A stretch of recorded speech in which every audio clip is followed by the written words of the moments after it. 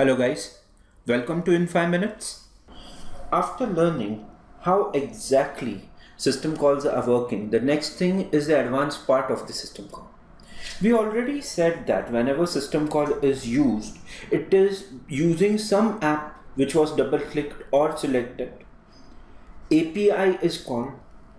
That API calls a system call, and that system call will communicate with the OS and OS will communicate with the hardware. But in some cases, whenever application is activated, certain parameters are needed.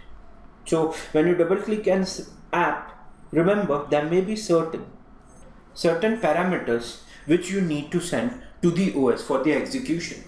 This can be understood as a right click and choosing run as admin. That's a parameter which is going to OS or via OS going to the internal working of OS. So how would you send this parameter? Obvious, this parameter via some means needs to be feed into system call, and via system call it would go to the OS. So now the point is, how would you send data or some kind of information to a system call or via a system call to OS?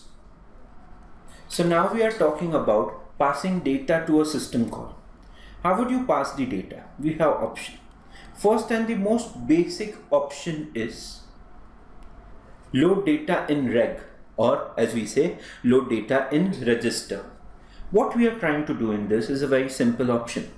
Whatever data we have, that data would be copied into some register, and later on this register would be read by either the system call or by some other process which are involved in the system call. It is a very good and a simple technique to go through, but suffers from one drawback, and that drawback is very simple. It is only for small data. It only suffers from one major drawback, that the negativity is this can only be used for small data. Why small data?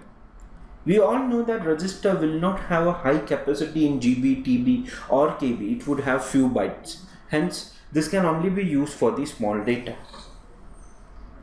The second option which we are using in this is send address. What exactly we are doing with send address? Phenomena is fairly simple. You copy data to some file or some huge table if you wish to, and send its address. Why this is more useful than the earlier loading data into register? Because this can be used for a large data size. We are practically filling a file and then recording its address and sending it address as a parameter, making it much better. Again, how would you send this address? To send this address, we will save it. That is, saving the address in some register and then send it across as we have done in an earlier technique. The third technique in passing data to system call is called as the stack memory technique. What do you mean by stack memory? A memory which follows LIFO, last in first out.